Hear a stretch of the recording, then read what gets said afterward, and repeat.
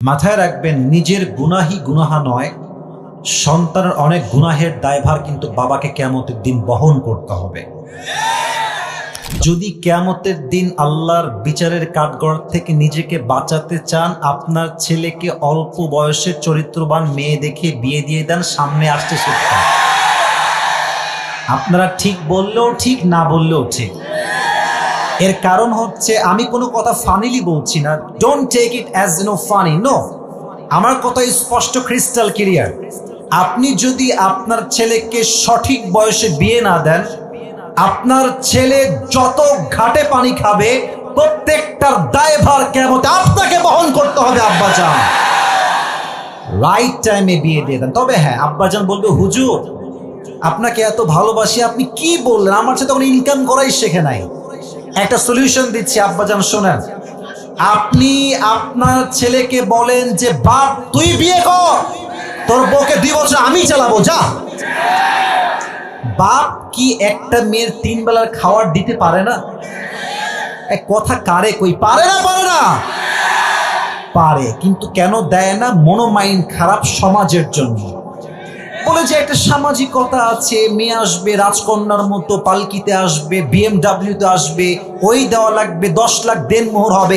এই চিন্তা করতে করতে সমাজে জেনার সংখ্যা বেড়ে গিয়েছে, বিয়ের সংখ্যা কমে গিয়েছে। পাবনার ভাইরা, আব্বাজান আপনি আপনার ছেলেকে সাপোর্ট দেন মেন্টালি অ্যান্ড ফাইন্যান্সিয়ালি। আল্লাহ আমার বাবাদেরকে বোঝার তৌফিক দান করুন, পড়া আমিন। রাগটা করেন নাই তো আপনারা কেউ? আমাকে ইনশিওর করেন, রাগটা করেন নাই তো আবার কেউ? সেকেন্ড কথা, আমার প্রিয় কলিজার টুকরা বোনদের জন্য। হ্যাঁ সোনামণি, আগে ঠিক বলা যাবে না, লেট মি টক। অনেক বোনেরা আজকের মাহফিলে বোরকা পরেই আসছেন, হিজাব পরে আসেন, আমি জানি। আপনাদের জন্য আমি মন থেকে কিছু কথা বলছি। প্রিয় বোন, মন থেকে শুনবেন, কান খাড়া করে শুনবেন। হিজাব আর নেকাব পড়লেই কিন্তু আসলে দিনদার হওয়া যায় না। আমরা দেশে দেখেছি, যত মেয়ে পার্কে প্রেম করে তার 80 ভাগেরও বেশি বোরকাওয়ালিরা প্রেম করে। যুবক ভাই, তাহলে বলবেন, হুজুর বোরকা তো পড়ে আছে, দেখলে মনে হবে यार ये तो अभी के अभी जन्नत से दुनिया में भाग के आई है यार, इतनी अच्छी लड़की तो मैंने जिंदगी में कभी भी नहीं देखा यार, इतनी अच्छा कोई हो सकता है? मेरे दोस्त, बात तो ये है कि ऊपरे फिट फाट ভেতরে পুরোটাই সদরঘাট। আমার প্রিয় বোন, I respect you from my heart, আমি দিল থেকে সম্মান আপনাকে করি, বাট বোরকাকে প্রেমের হাতিয়ার হিসেবে ইউজ করলে আপনার চরিত্র খারাপ হয়ে যাবে। প্রিয় যুবক ভাই, অতএব নিজেকে বোরকায় দিনদার নয়, চরিত্রে দিনদার বানানোর চেষ্টা করতে পারলে তৌফিক দান করো। এই তোমরা আমিন কও না কেন রে ভাই? রে ভাই, আরেকবার কোন আমিন। সেকেন্ড মেসেজ বলেই শেষ করছি। প্রিয় বোন আমার, বিয়ের সময় আসলে ওই টাকাওয়ালা টাকলাকে বিয়ে না করে চরিত্রবান যুবককে বিয়ে করো। কিছু মেয়ের রুচি এত খারাপ, যুবক যদি দিনদার, পাঁচ ওয়াক্ত নামাজি, দাড়িওয়ালা যুবক হয় পছন্দ না, গাঞ্জাখোর পছন্দ হয় কিছু কিছু মেয়েদের, আর কপালে বাসও খায় সেই লেভেলে। আপনি চরিত্র দেখে বিয়ে করবেন, প্রথমে খারাপ লাগলেও আপনার পরবর্তী জীবনটা সুখ দ্বারা ভরে যাবে। আর গাঞ্জাখোরকে বিয়ে করবেন, দেখতে বাহ্যিক মনে হবে ওয়াও, কিন্তু বিয়ের 2 মাস পরে যখন বুঝবেন যে গাঞ্জাখোর তো নিজের মূল্য নিজেই বোঝে না, ও বইয়ের মূল্য বুঝবে কেমন করে রে ভাই? আল্লাহ প্রত্যেকটা মেয়েকে দিনদার যুবক দেখে বিয়ে করার তৌফিক দান করুন। না তোমরা আমিন তো জোরে কইতে পারতেছ না যুবক ভাইরা। শেষ কথা আমার কলিজার টুকরা যুবক ভাইদের জন্য, সবাই একটা কাশি দেন। আচ্ছা, আজকে হচ্ছে 13ই নভেম্বর। কত নভেম্বর? দেশটা কি এখন গোলামের মতো আমরা আছি, না স্বাধীন হয়ে আছি? একটা ফিলই আলাদা, তাই না? ভাবই আলাদা। এখন আমরা দেখবেন যে এখন মাইক সামনে নিয়ে অনেক হক কথা বলতে পারি, যেটা আগে বলতে পারতাম না। এই স্বাধীনতা আনলো কারা? যুবক ভাইরা তাজা রক্ত দিয়ে এই স্বাধীনতা অর্জন করেছে। যুবক ভাই, যুবকরাই হচ্ছে দেশের সম্পদ, জাতির সম্পদ। পুরো দেহের মেরুদণ্ড হচ্ছে সবচেয়ে আসল জিনিস। মেরুদণ্ড ঠিক তো পুরো দেহ ঠিক, মেরুদণ্ড নষ্ট তো পুরো দেহটা বাঁকা হয়ে যায়। জেনারেশন যদি ঠিক থাকে, যুব সমাজ, পুরো দেশ ঠিক থাকবে। যুব সমাজ নষ্ট, পুরো দেশটাই নষ্ট হয়ে যাবে। তো তোমাদের জন্য আমার কথা একদম ভেরি শর্টকাট, ছোট্ট কথা, অল্প কথা। তোমরা কি কাফের মুরতাদের গোলামি করে মরতে চাও? তোমরা কি জালেমের পাঠশালায় বন্দী হয়ে জীবন যাপন করতে চাও? আমার কথা একটা, সাইদি সাহেব খুব ভালো করে বলতেন, বিড়ালের মতো 500 বছর বেঁচে থাকার কোনো দাম নাই, সিংহের মতো 1 ঘন্টা আমরা বাঁচতে চাই। কথা হবে একটা, শহীদ আবু সাইদ তার 2 হাত এমনি পেতে দিয়েছে, বোঝাচ্ছে এইটা বাংলার ছেলে আমি, গুলি করবি কর, শহীদ হতে প্রস্তুত, বা বাতিলের সামনে মাথা নত করতে আমরা প্রস্তুত নয়। ও বুঝিয়েছে যে মুসলমানরা কাপুরুষের সন্তান নয়, মুসলমান তো বীর পুরুষের জাতেরা। অতএব আমি তোমাদেরকে পাবনার মাটিতে একসঙ্গে রেখে যুবক ভাইদেরকে বলতে চাই, হাতে হাত রাখো, একসঙ্গে হাত বাড়াও, সামনে আগাও। কথা হবে একটা, আল্লাহর এই জমিনে আল্লাহর দ্বীনকে কায়েম করতে হলে, আল্লাহর রাষ্ট্রকে কায়েম করতে হলে, কোরআনের রাষ্ট্রকে কায়েম করতে হলে জীবন দিতে প্রস্তুত, রক্ত দিতে প্রস্তুত, শহীদ হতে প্রস্তুত। কার প্রস্তুত? হাত তুলে আল্লাহকে দেখায় দাও।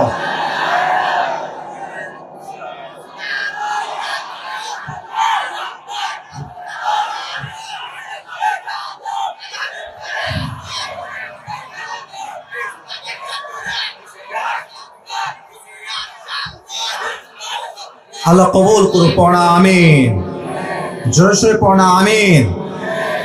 আমার সঙ্গে তাকবীর দেন সবাই, সবাই একটা কাশি দেন, গলা ঠিক কর। একবার দিবেন বীরের মতো, বাঘের মতো, সিংহের মতো গর্জন দিয়ে, লিল্লাহি তাকবীর। আজকের মাহফিলে তাফসীর হবে কোরআন থেকে, আপনারা থাকবেন তো ইনশাআল্লাহ? আগেও বলেছি, কেউ উঠে গেলে তেইনা ধইরা বসাই দিবেন, রাজি আছেন তো ইনশাআল্লাহ? আচ্ছা, আমি প্রথমে জিজ্ঞেস করতে চাই, আজকের এই মাহফিলে বিবাহিত কে কে আছেন? একটু হাত তুলেন তো। অনেক কম, বেশি নাই। আচ্ছা, হাত নামান। এবার সিঙ্গেল কারা, তারা একটু হাত তোলো। হ্যাঁ, সত্যি নাকি না মিথ্যা? কারো বউ নাই? Sure sure sure? সামনে শীতকাল, খুব কষ্টে তোমরা আছো আমি জানি। আব্বাজান আর দেরি নয়, এবারে শীতকাল যুবকদের কম্বল দিয়ে ঠান্ডা নয়, শীত যাবে একমাত্র বউ দিয়ে। অতএব সময় থাকতে চরিত্রবান বিয়ে এই শীতে আমাকে দেওয়াই লাগবে। এবারে শীত বিয়ে করার শীত, ঠিক কিনা বলো? আল্লাহ সবাইকে দিনদার নেককার বউ দিয়ে পড়া আমিন।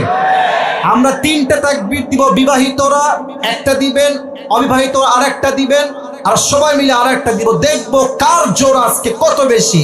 বিবাহিতরা প্রথমে একটা গলা কাশি দেন, দেখবো কে জিতে আজকে। বিবাহিতরা সবাই রেডি আছেন তো ইনশাআল্লাহ?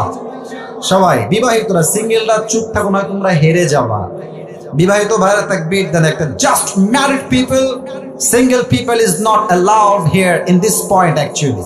বিবাহিত ভাইরা তাকবীর দেন, লিল্লাহি তাকবীর।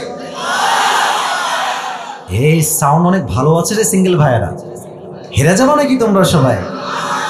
ওকে, লেটস ট্রাই। সবাই সিঙ্গেল ভাইরা কাশি দেন। হ্যাঁ হ্যাঁ হ্যাঁ হ্যাঁ, মাশাআল্লাহ। লাইনে আসেন আপনারা, দেখা যাক কে পারে। লিল্লাহি তাকবীর। বিবাহিতরা ফেল।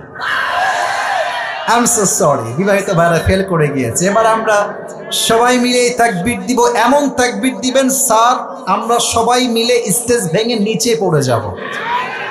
দেখা যাক কে কত পারে, একবারই দিবেন। লিল্লাহি তাকবীর।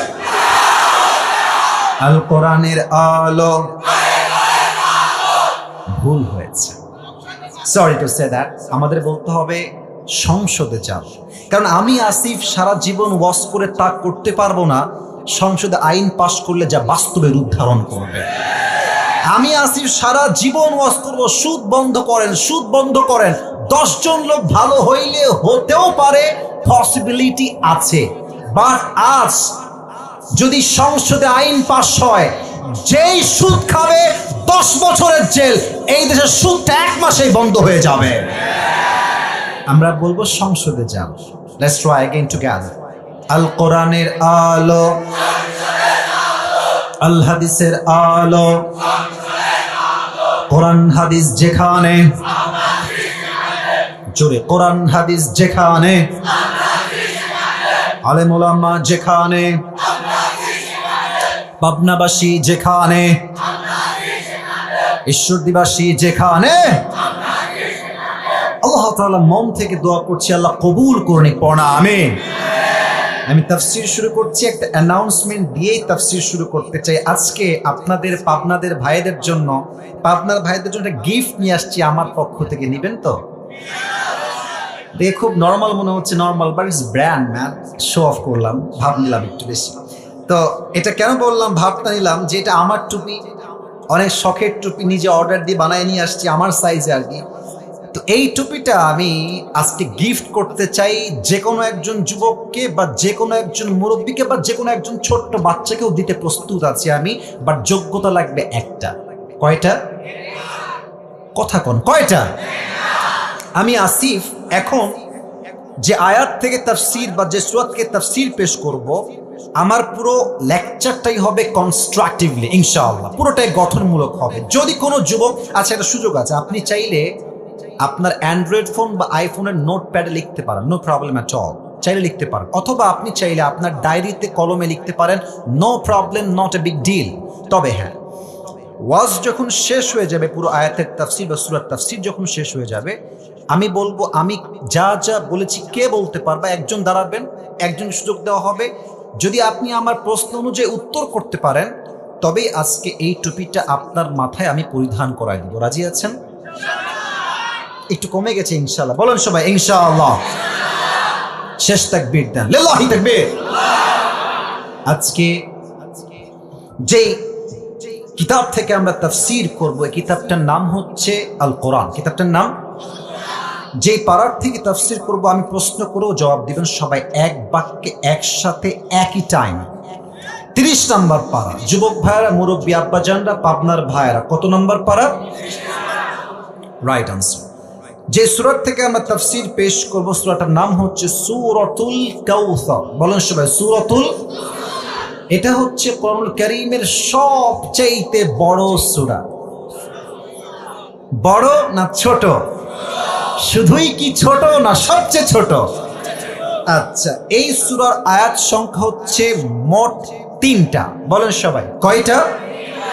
ওদিকে সাউন্ড খুবই কম, লেটস ট্রাই अगेन। কয়টা? এই সূরার রুকু হচ্ছে জাস্ট একটা। বলেন সবাই কয়টা? এই সূরাটা হচ্ছে কোরআনুল কারীমের 108 নম্বর সূরা। 100 কত নম্বর সূরা? 8। আর এই সূরার শেষ এন্ড ফাইনাল কথা হচ্ছে, এটা মাদানী সূরা নয়, এটা হচ্ছে মাক্কি সূরা। সুবহানাল্লাহ পড়েন সবাই। এবার আসুন আমার তাফসীরের দিকে ঢুকে যাই। ইমাম সানাউল্লাহ পানিপত্তি রহমতুল্লাহি আলাইহি লিখেছেন, কেউ যদি কোরআনের কোন একটা সূরা অথবা ভার্স অথবা চ্যাপ্টারের তাফসীর করতে চায়, 5টা বিষয়ে কথা বলা সবচেয়ে জরুরি। হাত দেখাচ্ছি, আঙ্গুল দেখে বলেন তো পাবনার ভাইয়েরা কয়টা বিষয় জরুরি? There are 5 things that is most important to talk about. কথা আপনাকে বলতে হবে 5টা বিষয় যদি আপনি তাফসীর করতে চান।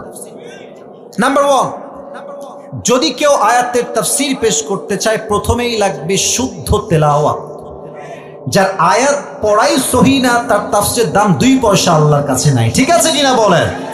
So the first rule is right pronunciation, সঠিক তেলাওয়াত, শুদ্ধ তেলাওয়াত। 2, right translation, সঠিক তরজমা। 3rd, Shaan নুজুল, what's the background behind it? Why Allah subhanahu wa ta'ala has revealed this surah when he has revealed this surah? Allah কেন নাজিল করলেন, কোন সময়ে দিলেন, প্রেক্ষাপটটা কি ছিল, জানার দরকার। পাবনার ভাইরা সবাই বলেন তো আছে না নাই? 3 গেল। 4, what is the explanation of this surah? এই আয়াতের ব্যাখ্যা কি, ইন্টারপ্রিটেশন কি? 4, 5, what's the lesson that you have got from this surah?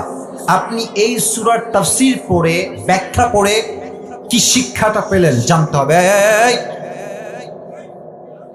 চুপ করে বসে থাকো, না না মজার সময় মজা, সিরিয়াস মুডে সিরিয়াস হলে, এটাই মুসলমানদের ব্যক্তিত্ব।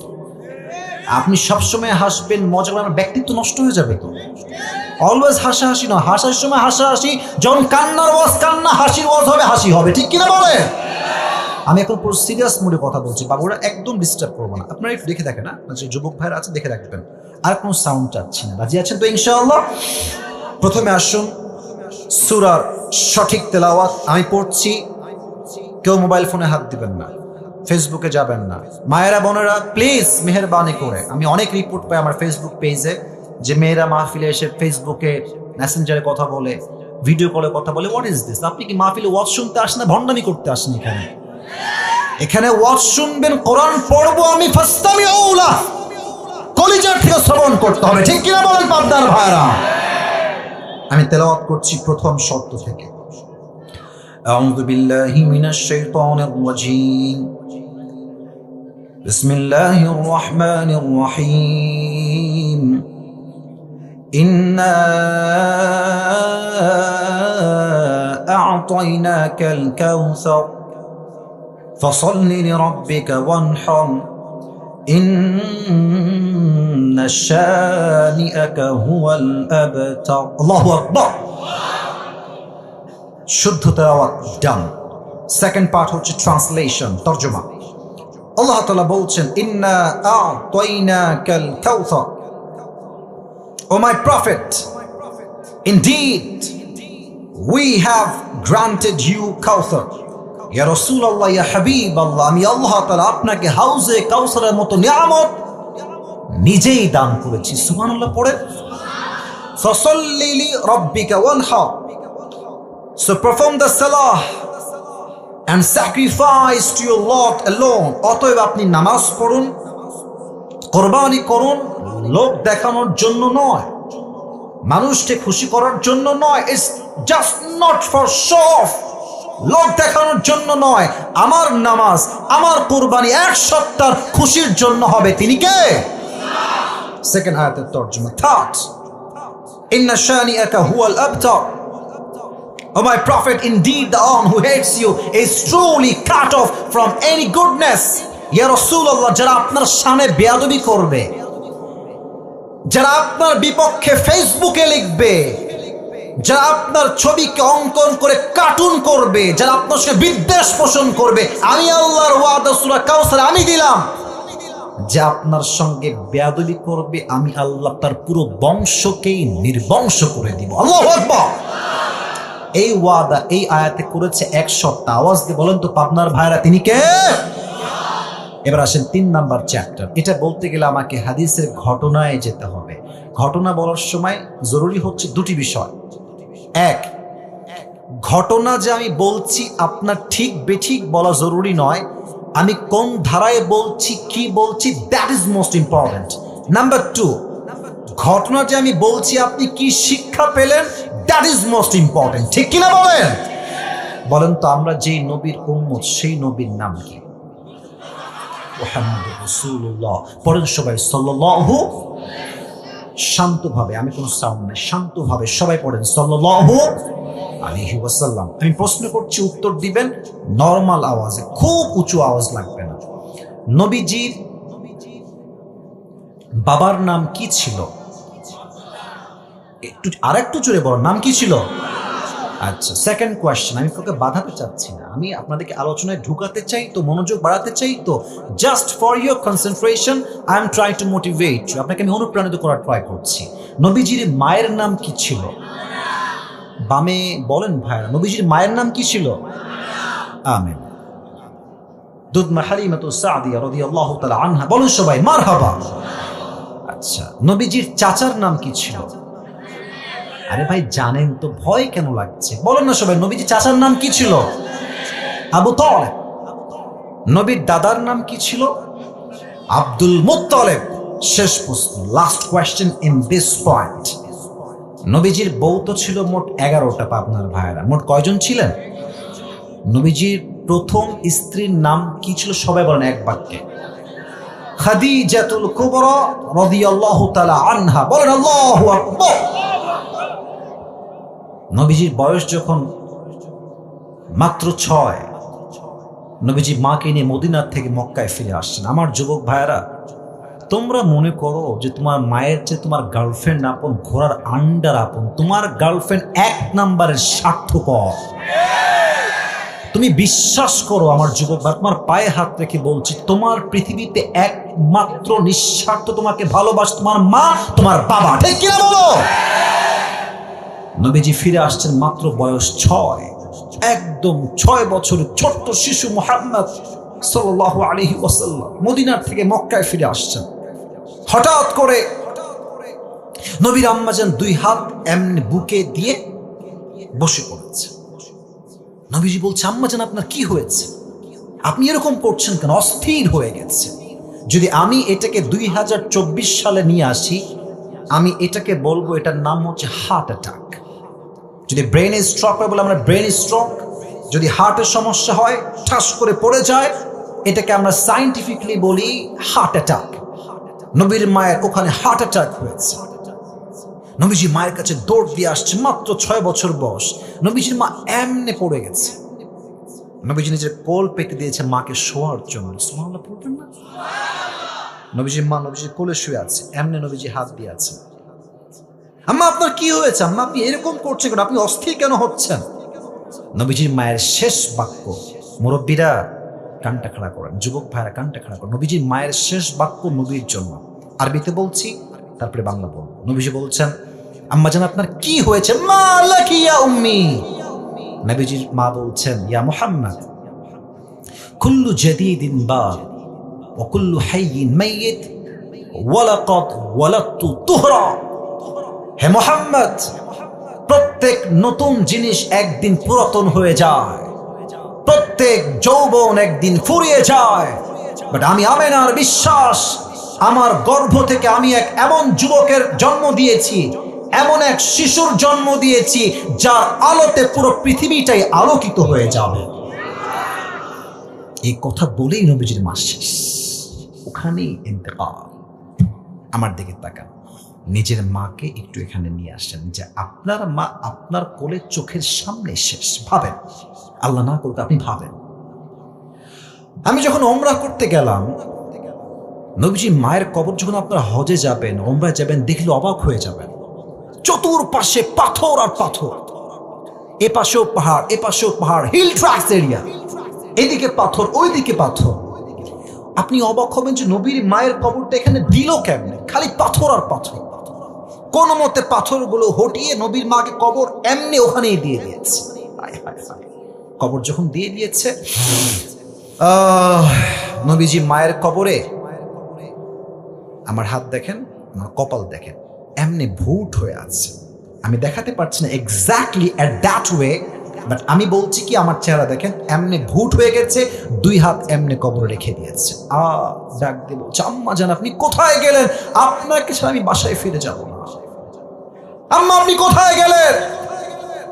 এদিকে উম্মে আইমান, নবীজির দাসী ছিলেন একজন উম্মে আইমান, এমনি নবীর হাত ধরে টানছে, Muhammad come back, come back, ফিরে আসো, তোমার মা কখনোই ফিরে আসবে না, বের হয়ে আসো, চলো বাসায় চলো।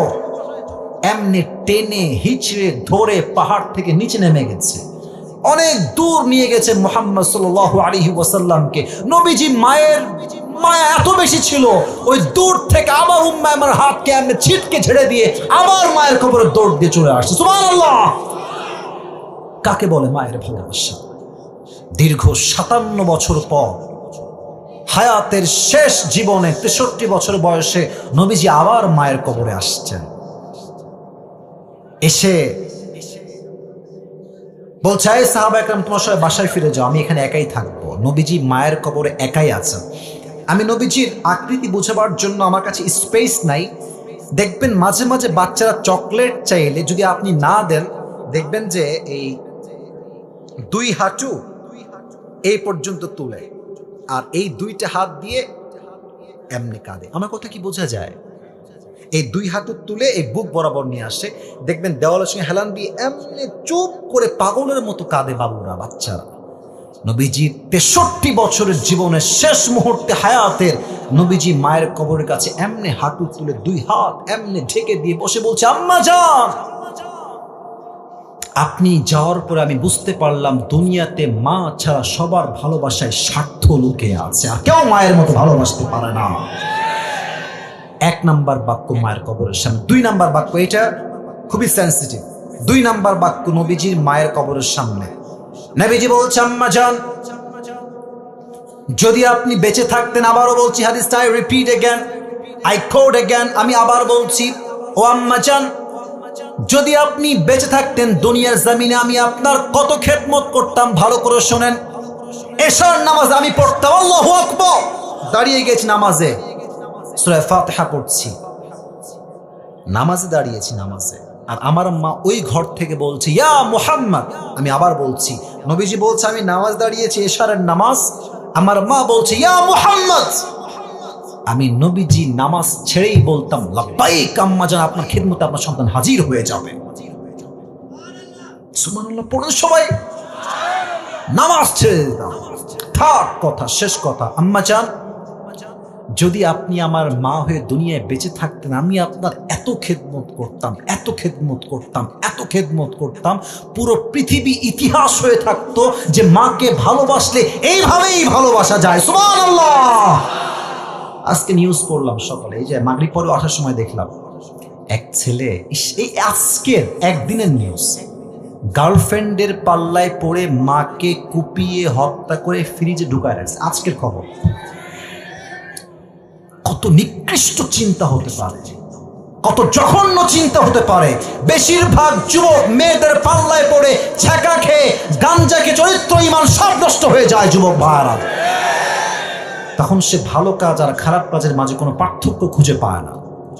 নবীজি এমনি কাবার সাথে হেলান দিয়ে কাঁপতেছে, আনাস আসছে, এসে বলছি, ইয়া রাসূলুল্লাহ, আপনার মন খারাপ কেন? আপনার চোখের কোঠায় পানি কেন ইয়া রাসূলুল্লাহ? নবীজি ডাক দিয়ে বলছে, আনাস, আমি হচ্ছে এমন একজন নবী, জন্মের পূর্বে আমার মা নাই, আমার বাবা নাই, জন্মের 6 বছর পরে আমার মা নাই, চাচা আবু তালেব সেও বিদায় নিয়েছে, আব্দুল মুত্তালিব সেও বিদায় নিয়ে চলে গিয়েছে, আমার একমাত্র কলিজার টুকরা বউ আম্মাজান খাদিজা সেও বিদায় নিয়েছে, আমাদের আম্মাজান। সুবহানাল্লাহ পড়বেন না নাউজুবিল্লাহ পড়বেন, তো হুজ হিসাব আসবে না ভাই। না, আমি বলছি যে সুবহানাল্লাহ পড়বেন, নাউজুবিল্লাহ আপনার হিসাবই আসবে না। কারণ একটা মানুষের জীবনে এত কষ্ট শুনলে মানুষ তো অবাক হয়ে যায়, এত কষ্ট সহ্য করে কেমনে? আমাদের জীবনে একদিন অভাব, একবেলা খাইনি, বলে ভাই তুই কেমন আছিস? বলছে আমার জীবনে সুখ বলতে কিছুই নাই রে ভাই, আল্লাহ আমাকে কিছুই দেয় নাই। বাট নবীর এত কষ্ট, নবী যে একটা বাক্য বলছে, আলহামদুলিল্লাহ আলা কুল্লি হাল, যা হয়ে যাক যাক, আমি আল্লাহর রহমতে অনেক ভালো আছি। সুবহানাল্লাহ পড়েন। আনাস বলছে, নবীজি কি কষ্ট আর বলেন? বলছে আমার কানে খবর আসছে আম্মার ইবনে ইয়াসিরকে, সাহাবায়ে কেরামদেরকে কাফেররা কি করেছে। ডান হাত দেখেন, ডান পা এক উটে বেঁধেছে এমনে, এক উটের সাথে, বাম পা আর এক উটের সাথে বেঁধেছে এমনে রশি দিয়ে, 2 উটকে 2 দিকে ছেড়ে দিয়েছে। উটের চাপে এমন ভাবে চাপ লেগেছে, পুরো দেহের এই রান দেহ থেকে বিচ্ছিন্ন হয়ে আলাদা হয়ে গেছে। আমার কানে খবর আসছে বেলাল রাদিয়াল্লাহু তাআলা আনহুকে কাফেররা 2 হাত এমনে দিয়ে, এখানে একটা প্যারেক, এখানে একটা প্যারেক, আর বুকের উপরে বিশাল লম্বা একটা পাথর চাপিয়ে এইভাবে শুয়ে রেখেছে মরুভূমির উত্তপ্ত গরম বালুর ভেতরে। আমার কানে খবর আসছে কাফেররা সুমাইয়া রাদিয়াল্লাহু তাআলা আনহাকে শহীদ করেছে এমন ভাবে, আমি বলবো কেমনে, আগে রেপ করেছে সবাই মিলে। আমি বলতে লজ্জা লাগে, বাট আমাকে হাদিসটা না বললে আপনারা ইসলাম যে কত কষ্টে আসছে আপনি টের পাবেন না। এদিকে দেখেন, একটা মেয়েকে, রাগ করবেন না আমার কথা, এটা হাদিস থেকে বলছি, সব কাফেররা গণধর্ষণ করেছে। নাউজুবিল্লাহ তো কিছু পড়েন না আপনারা ভাই। এবার তার এক পা এই দিকে দিয়ে বেঁধে দিয়েছে, আর এক পা এই দিকে দিয়ে দড়ি দিয়ে বেঁধে দিয়েছে, আর কাফেররা সবাই মিলে তীর এমনে তাক করে সুমাইয়া রাদিয়াল্লাহু তাআলা আনহার লজ্জাস্থানে তীর মেরে জায়গায় শহীদ করে দিয়েছে। একটা মেয়ের কি পরিমাণ কষ্ট আপনি চিন্তা করেন তো। সমস্ত কাফের মিলে ধর্ষণ করেছে, আর তার 2 পা 2 দিকে টাঙিয়ে রেখে দড়ি দিয়ে বেঁধে প্যারাক দিয়ে মেরে দিয়ে লজ্জাস্থানে তীর মেরে শহীদ করেছে। আল্লাহু আকবার, কি স্যাক্রিফাইস, কি জীবন, কি ঈমান, কি তাগড়া ঈমান তাদের। আর কাফেররা বলছে মুহাম্মদ, নাউজুবিল্লাহ, এবার জোরে বলবেন, বলছে মুহাম্মদ তোরে তোর রব ভালোবাসে না, তাই তোর কোনো সন্তান দুনিয়াতে বেঁচে নাই, তুই হচ্ছিস লেজ কাটা বংশের মানুষ।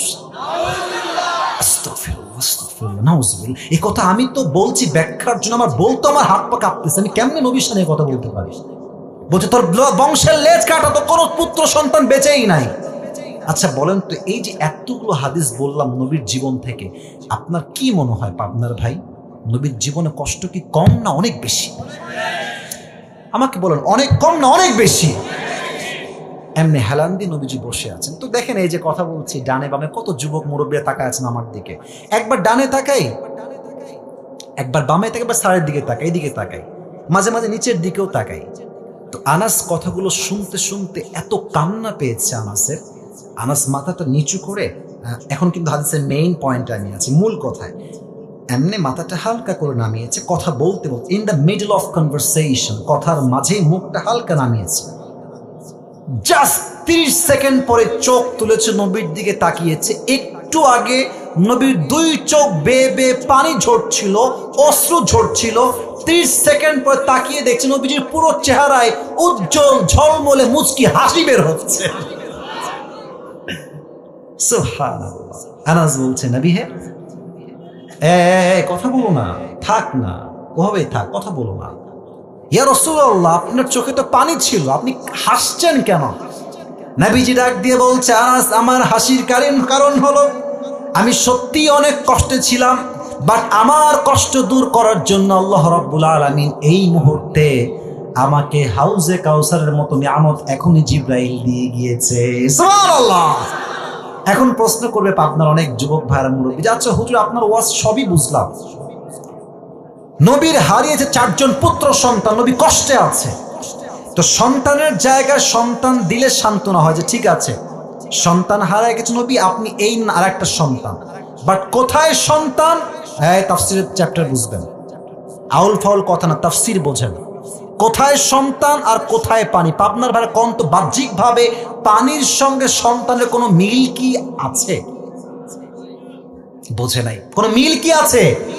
আমি আসিফের ছেলে মরে গেছে, আমি কষ্টে আছি, আল্লাহ বললো আচ্ছা যাও, ছেলে মরে গেছে, তোমাকে একটা মেয়ে সন্তান দিলাম, এটা নিয়ে সান্ত্বনা পাও। স্যার আমার কথা কি ঠিক আছে? আল্লাহ বলছে আপনাকে আমি হাউজে কাউসার দিলাম, হারিয়ে গেছে সন্তান, আল্লাহ দিচ্ছে হাউজে কাউসার, পানির মাঝে সন্তানের মাঝে তো বাহ্যিক কোনো মিল নাই, তো নবীজি হাসলেন কেন? ব্যাখ্যার দরকার যুবক ভাইরা মুরব্বীরা, আছে না নাই? তাফসীরের 4টা ব্যাখ্যা পেয়েছি, শুনবেন তো আপনারা সবাই। একজন যুবককে আমি চাই, লাল গেঞ্জি, লাল লাল লাল লাল, বসো, লাল বাবাজি উঠা যাবে না, একদম ওয়াশরুম ছাড়া, যদি জরুরত হয় উঠবেন। একজন মুরব্বী চাই বা যুবক চাই যে দাঁড়িয়ে একটা তাকবীর দিবে বাঘের মতো। কে আছে? লিল্লাহি তাকবীর বলবে। কে আছে? না, নারায়ে তাকবীর বা লিল্লাহি তাকবীর বলতে হবে।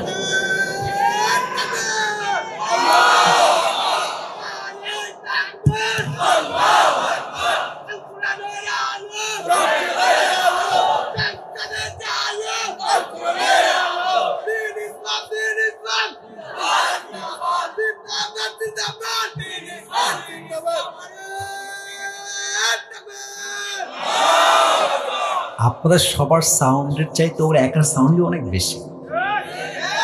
হ্যাঁ, তোর বউ কনফার্ম রে? আল্লাহকে দিনদার নেককার বলতে দিক পড়া হবে। এক, বসে পড়ো, আর কথা না। 1 নাম্বার ব্যাখ্যা, নবী হাসলেন কেন? আচ্ছা, আমরা যে শেষ নবীর উম্মত, আমরা সবাই খুশি না বেজার? দিল থেকে বলেন নাই তো, খুশি না বেজার? আল্লাহ বলছে নবী আপনার 1 নাম্বার হাসির কারণ হবে এইটা যে আপনার 4টা মাত্র পুত্র সন্তান তুলে নিয়েছি, that's fine, okay cool, but আপনার এই 4টা সন্তানের পরিবর্তে আমি আল্লাহ তাআলা আপনাকে কোটি কোটি রুহানি সন্তান দুনিয়াতে দান করব। সুবহানাল্লাহ। নবীজি হেসেছেন। 2 নাম্বার কারণ, অসাধারণ কারণ। আচ্ছা, এই দেশে পীরের ছেলে পীর এরকম আছে না নাই পাবনার ভাইরা? অনেকের বাবা পীর ছিলেন, দাদা পীর, খুব ভালো ছিলেন তারা, বাট ছেলে পীর হয়েছে নিজের যোগ্যতায় নয়, বাপ পীর, তাই ছেলে পীর। বাপ ছিল আল্লাহওয়ালা, বাট ছেলে গাঞ্জা খাইয়া কলকিটাই না কুল পায় না। ঠিক আছে কিনা? আর বিশেষ করে কিছু মেয়েরা মাজারে গিয়ে, বাবা আমার একটা মেয়ে লাগবে, বাবা আমার একটা ছেলে লাগবে, বাবা আছে না নাই? প্রিয় আম্মা জান, আচ্ছা, আপনারা কি মাজারে কখনো গেছেন? আরে ভাই, গেছেন কিনা বলেন সবাই। দেখবেন যে মাজারের যে এন্ট্রান্স, যে মেইন ফটক গেট, দেখবেন কিছু ফকির থাকে একদম গেটে, হাতে থালা থাকে। পাবনার ভাইরা কি থাকে? ঠিক বললে হবে না, বুঝতে হবে কি বুঝাই। আপনি পুরো বছরে গেছেন মাত্র একদিনই, এই যাই ঘুরে আসি, বাবার দরবার দেখে আসি, দ্যাটস ফাইন, কুল, গেছেন। প্রিয় ভাই, আপনি বছরে গেছেন একবার চাইতে, আর এই ফকিরের বেটা ফকির পুরো জীবনটাই মাজারেই বসে আছে। ফকির এমনি থালা পেতে আপনাকে আগেই মেসেজ দেয় যে বাবু রে, বাবা যদি কিছু দেওয়ার ক্ষমতা রাখতোই, তোর আগে আমি বড়লোক হয়ে যেতাম। বুঝলে বুঝপাতা, না বুঝলে তেজপাতা। আপনি যদি বাবার দরবারে চান মুসলমান ঘরের সন্তান হয়ে, আপনার মতো মূর্খ হয়ে জমিন আর দ্বিতীয় কেউ হতে পারে না। আল্লাহ বলছেন, নবী, যদি আপনার সন্তান বেঁচে থাকতো দুনিয়াতে, এমন একটা ফিতনা তৈরি হতো যে আপনার আগামীর প্রজন্ম আপনার সন্তানকে নবী বানিয়ে ফেলতো। যেমন ভাবে, ভালো করে শুনবেন, যেমন ভাবে আদম আলাইহিস সালামের সন্তান শীশ আলাইহিস সালাম নবী, ইব্রাহিম আলাইহিস সালামের সন্তান ইসমাইল আলাইহিস সালাম নবী, ইয়াকুব আলাইহিস সালামের সন্তান ইউসুফ আলাইহিস সালাম নবী, দাউদ আলাইহিস সালামের সন্তান সুলাইমান আলাইহিস সালাম নবী। যদি তাদের সন্তান নবী হইতে পারে, তো আপনার সন্তানদেরকে উম্মতরা আবেগে পড়েই নবী বানিয়ে ফেলতো, ঠিক কিনা বলো? এই জন্য আমি আপনার সন্তানকে ছোট্টবেলাতে উঠাই নিয়েছি। 3 নাম্বার ব্যাখ্যা আরো অসাধারণ। আপনার সবাই মিজানুর রহমান আজহারীর নাম শুনছেন? শুনছেন তো, আসতে কেন, জোরে বলেন, শুনছেন না? আজহারী সাহেব তো অনেকে ভাবে পাবনায় আসে নাই, ভুল ধারণা, পাবনায় উনি আসছেন, but he was nothing at that time. তাকে কেউ চিনতই না। আপনি ইউটিউবে সার্চ করবেন, পাবনায় তিনি এসেছেন, পাবনাতে মাহফিল এখনো রাখা আছে। সূরা মুলকের তাফসীর তিনি করেছেন, আমি নিজে শুনেছি সেই ওয়াজটা। তো সামনে এখন যে লোক আছে আমার সামনে, এর চাইতে মাত্র 3 গুণ লোক কম ছিল, মানে কম ছিল, বেশি না। এখন তো তার পরিস্থিতি এমন যে বাংলাদেশে এমন কোনো স্টেডিয়াম নাই যেখানে তার মাহফিল লোকের জায়গা দেওয়া যাবে। আপনি বলবেন তাফসীরের মাঝে আজহারীর নাম কেন আসলো? এখানে রিলেটেড বিষয়টা।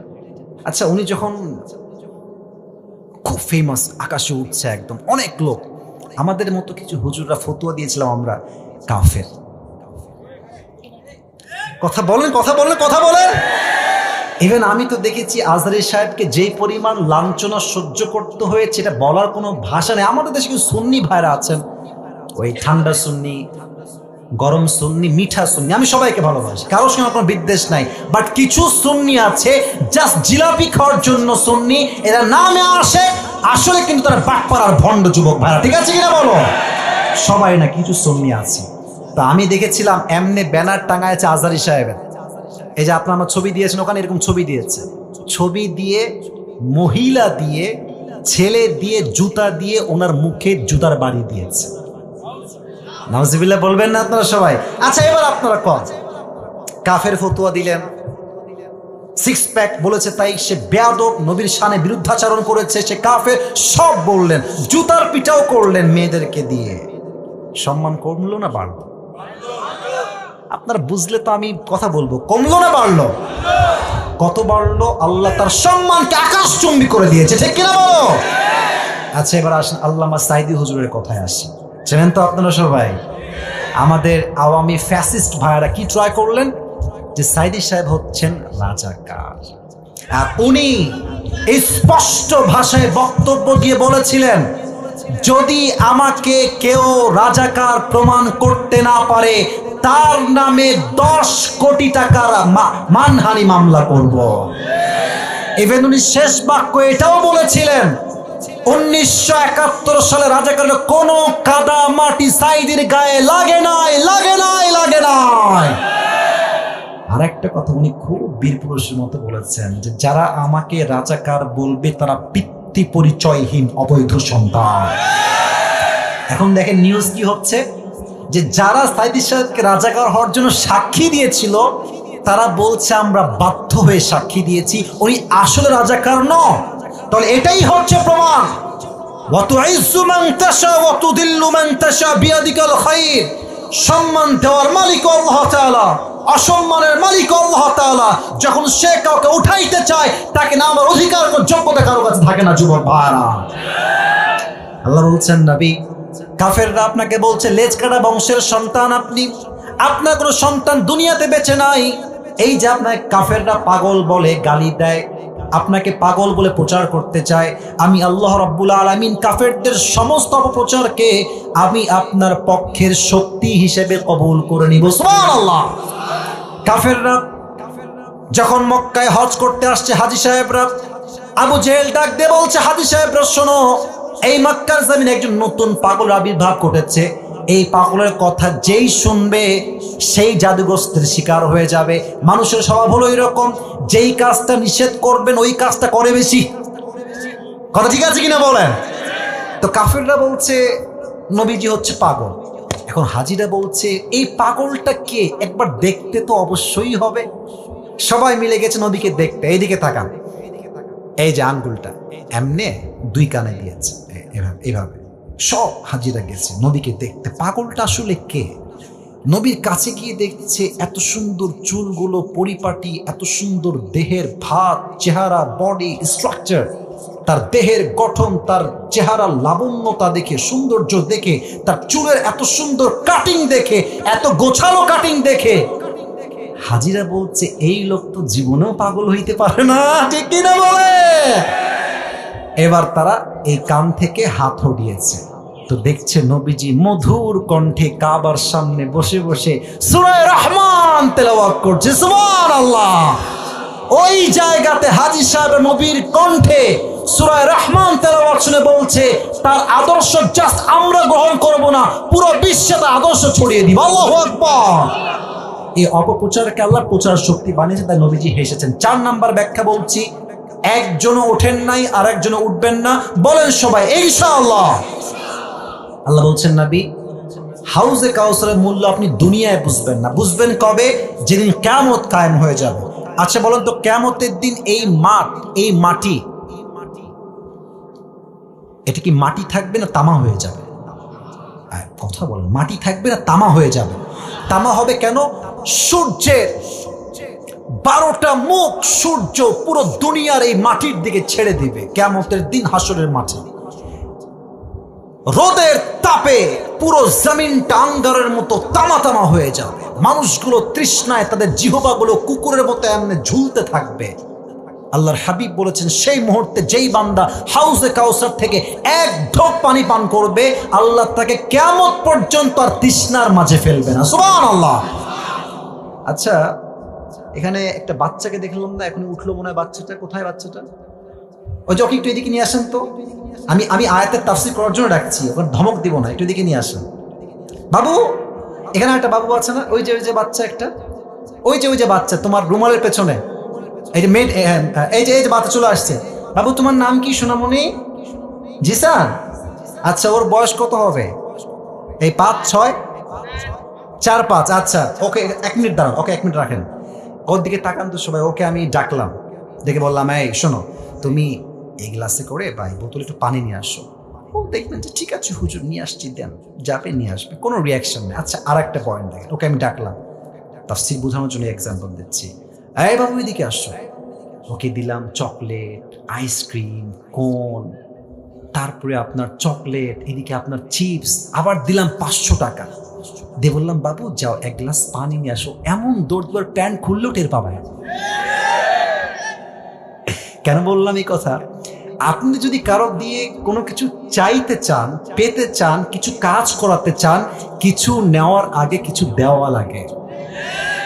বাবু তুমি যাও, এবার তুমি যাও, বাবু তুমি যাও। দেখেন আল্লাহ নবীকে দিলেন হাউজে কাউসার। এবার বলেন তো নবীর কষ্ট কি কষ্ট আছে না হাসি দিয়ে পরিবর্তন হয়ে গেছে? নবী হাসতেছে। সুবহানাল্লাহ পড়বেন না নাকি আপনারা ভাই? আল্লাহ বলছে এই তো সুযোগ, নবী আমার খুশি আছে, 2টা কাজ দিয়ে দিই। আল্লাহ বলছে নবী আপনি খুশি, এবার 2টা কাজ বুঝে নেন। কি কাজ করবেন? 1, ফাসাল্লি লিরাব্বিকা ওয়ানহার, নামাজ পড়বেন কোনো ব্যক্তির জন্য নয়, কোরবানি করবেন কোনো ব্যক্তির জন্য নয়, এক সত্তার জন্য করবেন। তিনি কে?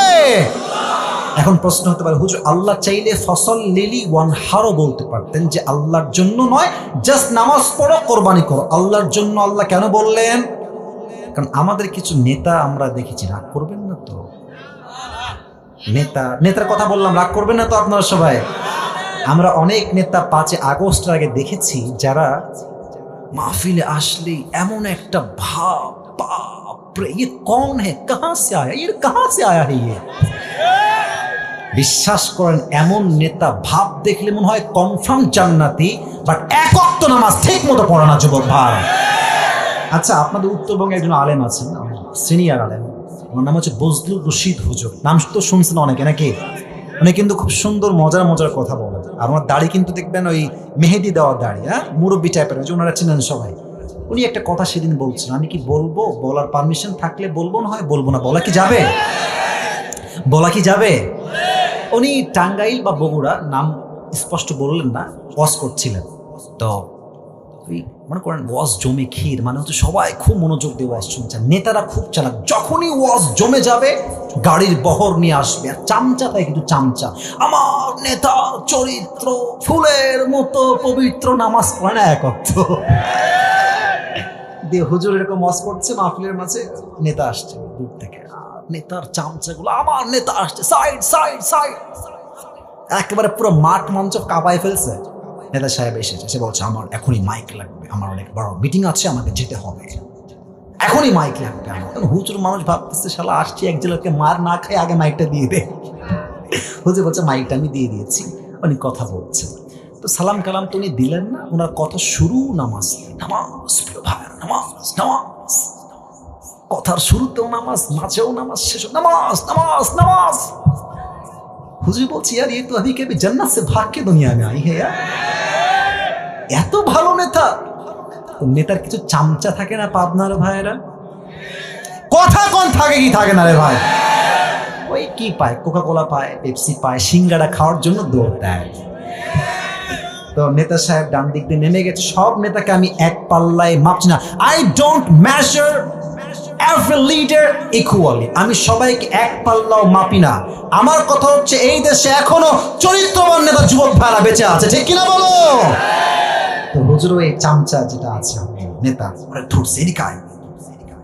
বলছে কিরে, তোর নেতা যে পরিমাণ নামাজ নিয়ে কথা বললো, খুব নামাজ পড়ে তাই না রে?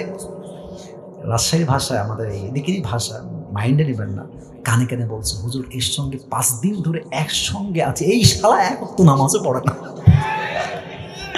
তার মানে কিছু নেতা দেখবেন চরিত্রের তো ঠিক নাই, ঠিকই নাই, জানাজার নামাজ পড়তে আসে অজু ছাড়াই জানাজার নামাজ দাঁড়ায় যায় যুবক ভাইরা। এদের নামাজ আল্লাহর জন্য নয়, এদের নামাজ হচ্ছে একমাত্র ব্যক্তি পূজার নামাজ। আল্লাহ বলছে আমার জন্য নামাজ। আচ্ছা, আমরা এই 5 আগস্ট আগে দেখেছি যে নেতা সাহেব যারা ছিলেন আমাদেরকে বলতেন যে আমরা হলাম জঙ্গিবাদ, মৌলবাদ, বলে নাই? ইভেন আপনারা দেখবেন যে মাহফিলের স্টেজ থেকেই বক্তা গ্রেফতার, কেন? বাবার বিরুদ্ধে কথা বলেছে। আপনারা বোঝেন না আমার কথা, কথা ঠিক আছে কিনা বলে? আমি একটা কথা বলে দিই, যাওয়ার সময় কোনো সমস্যা হবে কিনা I don't know that exactly, but I have to talk about it because this is the braveness, এটা সাহসিকতার ব্যাপার ভাই। আমার কথা একটা ভাই, স্পষ্ট মাইকে বলছি, জাতির পিতার নাম বঙ্গবন্ধু নয়, জাতির পিতা মুসলমানদের ইব্রাহিম আলাইহিস সালাম। চাপাই দিলেই চেপে যায় না। এখন আসেন মাহফিলে, আসেন, এসে বাধা দেন যে হুজুর সাহেব কত বড় সাহস, আপনার বাপের বিরুদ্ধে কথা, আপনার পিঠের চামড়া একটাও বাকি থাকবে না আজকে পাবনার মাটিতে। দেশ স্বাধীন হয়েছে, আমরা ওই যে একটা ছোট গল্প মনে পড়ে গেল ভাই, কথা বললে কথা না আর বলা যাবে না, শেষ করে দেই। না না না না না, বলা যাবে যাবে। এই সাইদি সাহেব বলতেন একটা কথা, যে ওই ডাকটা করবেন না তো আপনারা, আবার ওই সাপে আর ব্যাঙে ছিল খুব বন্ধুত্ব। তো একদিন ব্যাঙ বলছে যে সাপ, বন্ধু তোমার যে গায়ের রং গো, ওয়াও মাশাআল্লাহ অনেক সুন্দর, তোমার যে এমনে ফস ফস করো, জাস্ট ওয়াও, তোমার যে এই স্টাইলটা just looking like a wow, just wow, সত্যি খুব সুন্দর লাগে গো বন্ধু। তবে বন্ধু তোমার একটা বিষয় আমার মোটেও ভালো লাগে না। সাপ বলছে কি বিষয় বন্ধু, বলো আমাকে। বলছে বন্ধু তোমার রঙও ঠিকঠাক, ফসফসও ঠিকঠাক, সবকিছুই পারফেক্ট, বাট তুমি যখন হাঁটো বন্ধু এরকম তিরিং বিরিং করে হাঁটো, এই তিরিং বিরিংটা ভাল লাগে না।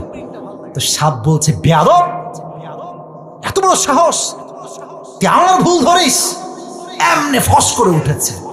আর ব্যাং বলছে ও বাবা এত প্রশংসা করলাম ভাল লাগলো না, একটা বদনাম করলাম গায়ে লেগে গেল। ব্যাং মারছে লাভ, গিয়ে পড়ছে পুকুরে। আর এদিকে ছিল এক রাখাল বাবা পাশে, বলছে কে রে ফসফস করলো, এসে দেখছে মাশাআল্লাহ সাপ মামা এমনে আছে। এদিকে রাখাল মামার হাতে ছিল বিশাল বড় এক বরকতুল্লাহ হেদায়েতুল্লাহ লাঠি, বিশাল বড় লাঠি। সাপকে দেখে ওর হাত সুরসুর শুরু করেছে, ওই জায়গায় বিসমিল্লাহ বলে শুরু। 5 মিনিটে বাড়াইয়া সমান করে সাপকে এমনি সোজা করে ফেলেছে। 2 ঘন্টা পরে ব্যাং বলছে কি রে বন্ধুর কোনো ফসফস নাই, বন্ধু গেল কোথায়? পুকুর থেকে উঠে আসছে, দেখছে আয় হায় বন্ধু তো একদম সোজা। কাছে আসছে, দেখছে বন্ধু আর জিন্দা নাই, বন্ধু ময়রা ভূত হয়ে গেছে, ফেনামেনা সব বের হয়ে গেছে। এবার ব্যাং কাছে এসে বলছে সাপ বন্ধু সোজা তো আপনি হইলেন, তবে ফেনা বের হয়ে সোজা হইলেন, ফেনা থাকতে আর সোজা হইতে পারলেন না। তা আমার প্রিয় আওয়ামী লীগ ভাইয়েরা, আপনারা তো ভালো হওয়া কপালে লেখাই ছিল, তবে ভালো হইতে পারেন নাই কারণ ক্ষমতার বালাই ছিল বড় একটা বালাই, ক্ষমতা আপনাকে ভালো হতে দেয় নাই। অনেক আওয়ামী লীগ করে ভাইরা জানে যে আমার নেতার চরিত্র নিকৃষ্ট চরিত্র, বা স্বার্থের জন্য তার পক্ষে তারা গুণগান গেয়েছে।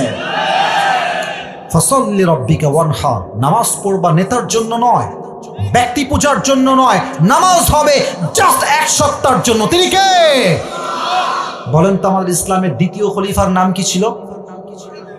ওমর ফারুক রাদিয়াল্লাহু তাআলা আনহু। আবার জিজ্ঞেস করছে আমাদের ইসলামের দ্বিতীয় খলিফার নাম কি?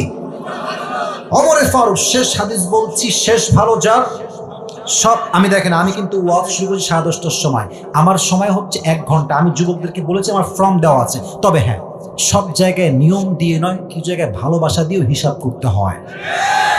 আমি 12টা পর্যন্ত ওয়াজ করতে চাই, আপনারা আমাকে সময় দিবেন তো ইনশাআল্লাহ? তাকবীর লিল্লাহি তাকবীর। ওমর ফারুক কাছে একজন যুবক আসছে, তার নাম হচ্ছে আবু লুলু আল মাজুসি। ডাক দিয়ে বলছে ইয়া ওমর, আমার যে মালিক আছে সে আমার কাছে প্রত্যেক দিন 6 দিরহাম চার্জ করে, আমি বড্ড গরিব হয়ে যাচ্ছি, আমার দ্বারা 6 দিরহাম দেওয়া সম্ভব নয়, তুমি কমায় এটাকে মাত্র 2 দিরহাম করে দাও। আপনার ভাইরা বলেন তো সবাই কয় দিরহাম? ওমর ফারুক বলছে আবু লুলু আল মাজুসি, তোমার ব্যবসা কি, তুমি কি কাজ করো? ডাক দিয়ে বলছে ওমর, আমি হলো চাকুর ব্যবসা করি, বিশাল লম্বা লম্বা খঞ্জর বানাই। খঞ্জর, ডান হাত দেখেন, এটাও চাকু, এটাও চাকু, মাঝখানে হচ্ছে খঞ্জর, handle. This is called in Arabic world খঞ্জর, বাংলা আমরা বলি চাকু। তো বলছো তুমি চাকু বানাও, খঞ্জর, তোমার ব্যবসার লাভ তো অনেক বেশি রে ভাই, তোমার তো 2 দিরহাম নয়, 6 দিরহাম নয়, ইউ শুড বি চার্জড 10 দিরহাম অ্যাট লিস্ট, তোমার তো 10 দিরহাম চার্জ হওয়া দরকার। কাফের গেছে খেপে, একদম রেগে মেগে ফায়ার। আমি যেহেতু কাফের তাই তুমি আমার বেলায় হয়েছ গরম, আর সবাই যেহেতু মুসলমান তাই তুমি সবাই বেলায় নরম, তাই না অমর? একদম হুমকি দিয়ে বের হয়ে গেছে। সারা অমরকে হত্যা করবে কেমনে প্ল্যান করেছে, বিশাল লম্বা একটা খঞ্জর বানিয়েছে অমরকে হত্যা করবার জন্য।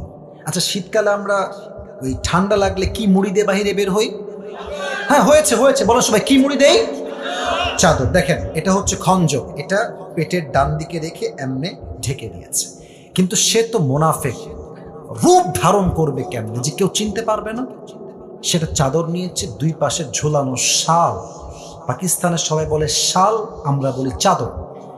তো 2 পাশে শালটা ঝুলিয়েছে, শালের এই পাশ অর্থাৎ চাদরের উপরি ভাগটা এমনে মানে এই পার থেকে দিয়ে এই পর্যন্ত দিয়েছে, আর নিচ থেকে ডানের অংশটা এমনে দিয়ে এই বরাবর দিয়ে পুরো মুখটাকে ঢেকে দিয়েছে।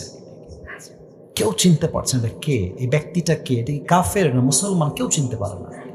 ওমর ফারুক ফজর নামাজ পড়াইতে আসছে, এসেই বলছে সফু সুফুফাকুম, কাতার সোজা করো, কাঁধে কাঁধ মিলিয়ে দাঁড়াও, আল্লাহু আকবার। হাত বেঁধেছেন। এবার আমার চেহারা কেউ দেখবেন না, এবার হাদিস বুঝতে চাইলে আমার হাত যতটুকু পেটের দিকে দেখা যায় look at my hand, look at my বেলি সাইড, এই যে পেটের দিকটা দেখে যতটুকু দেখা যায়। উনি প্রথমেই হাত বেঁধে সানা পড়েছেন, সূরা ফাতিহা পড়েছেন, কিরাত পড়েছেন। এরপরে আল্লাহু আকবার দিয়ে রুকুতে গিয়েছেন। Exactly at the same time পেছন থেকে আবু লুলু আল মাজুসি তার চাদরটাকে এমনি উড়িয়ে দিয়েছে, আর পেটের ডান দিক থেকে খঞ্জরটা বের করে এবার একবার ডান দিকে আমার হাতের দিকে তাকাবেন, শুধু একবার তাকাবেন, আবার নিচে তাকাবেন। এটাও ছুরি, এটাও ছুরি, এটা হচ্ছে হ্যান্ডেল, ধরার জায়গা। এবার পেটের দিকে তাকাবেন, সবাই পেটের দিকে। এই খঞ্জরটা ধরে ওমর ফারুকের ঠিক পেটের ডান দিক থেকে শুরু করে এমনি একটা পোজ দিয়েছে, আবার এগেন অ্যান্ড দেন এগেন, 3 বার এমন ভাবে চাকু দিয়ে আঘাত তার পেটে করেছে, পুরো পেটটা এমনি কেটে নাড়ি ভুঁড়ি সব পেট থেকে বাহিরে বের হয়ে গেছে, নাড়ি ভুঁড়ি সব বাহিরে বের হয়ে গেছে। ওমর ফারুক নামাজের মাঝে চিৎকার দিয়ে বলছে, কতালানি আল কালব, আমাকে একটা কুকুর হত্যা করেছে, আমাকে বাঁচাও। এমনি অজ্ঞান হয়ে পড়ে গেছে। আর ওই কাফের হত্যা করে যখন পেছন থেকে পালিয়ে যাবে, 7 জন সাহাবীকে এমনি এমনি এমনি যাকে সামনে পেয়েছে তাকে এমন আঘাত করেছে, হাদিস আসছে জায়গায় 7 জন সাহাবী নামাজের মাঝে স্পট ডেথ, জায়গায় শেষ। এবার 2-1 জন সাহাবী নামাজ ছেড়ে এসে ওমর ফারুককে তুলে সাইডে নিয়ে গেছে। ইয়া ওমর, মা লেখা, ইয়া ওমর, ওমর আপনি ঠিক আছেন? আপনার কি হয়েছে? Omar Farooq is totally and completely senseless, কোনো চোখের দৃষ্টি নাই, কথা নাই, আওয়াজ নাই, বোবা, অজ্ঞান হয়ে গেছে। ডাক্তাররা সব আসছে, ওমরকে বাঁচাও। কে সেই ওমর? যার শাসন এতটা ইনসাফ ভিত্তিক ছিল, যার শাসন আমলে একটা বাঘ আর একটা হরিণ একই ঘাটে পানি পান করেছে। সুবহানাল্লাহ পড়ে। সে মানুষটা মারা যাচ্ছে, নাড়ি ভুঁড়ি সব বের হয়ে গেছে। এবার ডাক্তাররা এসে 2 হাত কাঁধে দিয়ে হালকা করে তুলেছে পানি পান করাবার জন্য। 2 ঠোঁট এমনি হা করে পানি দিয়েছে। পানি যখন মুখে দিয়েছে, গলা দিয়ে পানিটা নেমে, বুক দিয়ে নেমে, পেট এমন ভাবে কেটে গেছে, সব পানিগুলো পেট দিয়ে গল গল করে বাহিরে বের হয়ে গেছে। দুধ নিয়ে আসছে, দুধ গাঢ় খাবার সহজে বের হবে, দুধ নিয়ে আসছে, দুধ দিয়েছে, দুধটাও গলা দিয়ে বের হয়ে বুক দিয়ে নেমে পুরো পেট কেটে বাহিরে বের হয়ে গেছে। এই দৃশ্য দেখে সাহাবা একরামরা বুঝে গেছে Omar Farooq is going to die very soon, মারা যাবে, আর বাঁচার আশঙ্কা হয়তো বা নাই। সবার চোখ দিয়ে পানি ঝরছে অঝরে। হঠাৎ করে এক সাহাবী দেখছে ওমর ফারুক রাদিয়াল্লাহু তাআলা, he has opened his eyes just a little bit, a very little bit, একদম ছোট্ট করে ওমর ফারুক চোখ খুলেছে, একদম ঝাপসা। দূর থেকে সাহাবী দেখে দৌড়ে আসছে, মা লেখা ইয়া ওমর, আপনি ঠিক আছেন? কি হয়েছে আপনার? তো ওমর ফারুক জাস্ট ইঙ্গিত দিয়েছেন, look at my right hand, just এমনি কান একবার, ঠোঁট একবার, কান একবার, ঠোঁট একবার। উনি বোঝাচ্ছেন তোমার কানটা আমার ঠোঁটের কাছে নিয়ে আসো। দৌড় দিয়ে এসে কানটা ঠোঁটের কাছে দিয়েছে। হি ওয়াজ থিঙ্কিং জাস্ট লাইক, সে ভাবছে যে হয়তো আমাকে ছেলের কথা বলবে, বইয়ের কথা বলবে, রাজ্যের কথা বলবে, সন্তানের কথা বলবে, এটাই তার শেষ কথা হবে। যখন সে কানটা তার মুখের কাছে বাড়িয়েছে, ওমর ফারুক জবান খুলে একটা কথায়, last time he asked this question, last প্রশ্ন তার, এই সাহাবী, আসল্লান নাস, আসল্লান নাস, আমার কোনো খবরের প্রয়োজন নাই, সন্তান লাগবে না, বউ লাগবে না, রাজ্য লাগবে না, আমাকে জাস্ট শেষ মুহূর্তে এই খবরটা দাও, আমার অজ্ঞান হওয়ার পরে আমার সাহাবীরা, আমার ভাইয়েরা নামাজটা জামাতে আদায় করেছে কিনা সেই খবরটা আমাকে দাও। আপনি বুঝতেছেন নাকি না বুঝে সুবহানাল্লাহ বলুন। পেট কেটে নাড়ি ভুঁড়ি সব বের হয়ে গেছে। দেখলেই মানুষ বুঝবে মানুষ আর বাঁচবেই না, শেষ মুহূর্তে আছে। এই মুহূর্তে কোন কথা বলছেন? নামাজ, নামাজ, নামাজ। কোন সাহাবী? যেই নবী যাকে জান্নাতের টিকিট দিয়েছেন তিনি দেন নাই, আল্লাহ নিজেই দিয়েছেন। আল্লাহ তাআলা নবীর মাধ্যমে ওমর ফারুককে দুনিয়াতেই সুসংবাদ দিয়েছেন, ওমর তুমি মরার সঙ্গে সঙ্গেই তোমার জান্নাতের টিকিট কনফার্ম আল্লাহ করে দিয়েছে। সুবহানাল্লাহ। এই মানুষটা জান্নাতের টিকিট নবীর হাত থেকে পেয়েও নামাজ পড়ে নাই। আর তুমি কোন কনফার্ম জান্নাতি যে নামাজের আজান হয় আসরের আর যুবকরা মোড়ে মোড়ে দাঁড়িয়ে পাবজি এবং ফ্রি ফায়ার খেলে বেড়ায়? আজান হচ্ছে মসজিদে, মুরব্বী এলাকার চায়ের দোকানে বসে বিড়ি টানে আর টিভিতে বাংলা সিনেমা দেখে বেড়ায়। আজান হচ্ছে মসজিদে, কিছু নির্লজ্জ বেহায়ামে বাহিরে এমন ভাবে বেপরদায় হেঁটে বেড়ায় জাস্ট যুবকদের চোখ নয়, মুরব্বীর চোখ ইমান দুটোই নষ্ট হয়ে যায়। তুমি জান্নাতের টিকিট কই পেয়েছো? নামাজ তুমি কেন পড়তে চাও না? এজন্য আজহারী সাহেবের নানা গোলাম সারওয়ার সাইদি হুজুর একটা কথা বারবার বলতেন, ঠিক হলে ঠিক বলবেন, হয় চুপ থাকতেন। উনি বারবার বলতেন, নামাজ নাই যার ইমান নাই তার। বলেন বলেন বলেন। উনি আর একটা কথা বলতেন, নামাজ নাই যার মুসলিম হিসেবে পরিচয় দেওয়ার কোন যোগ্যতাই তো তার নাই আল্লাহর জামিনে। ঠিক কিনা বলো? নামাজ হচ্ছে মুসলমানদের জীবনের সবচেয়ে গুরুত্বপূর্ণ ইবাদত। ফাসাল্লি লিরাব্বিকা ওয়ানহার, পারফর্ম দ্য সালাহ and sacrifice to your Lord alone. নামাজ পড়বেন আল্লাহর জন্য, কোরবানিও করবেন আল্লাহর জন্য। Last ayah, I will translate of this ayah and then I will finish my speech. Inna shani'aka huwal abtar, O my prophet, indeed the one who hates you is truly cut off from any goodness. যা আপনার শানে বিরুদ্ধাচরণ করবে, আপনার সম্মানে গুস্তাখি করবে, আমি আল্লাহ তার সমস্ত সম্মানকে মাটির নিচে মিশিয়ে ধূলিসাৎ করে দেব।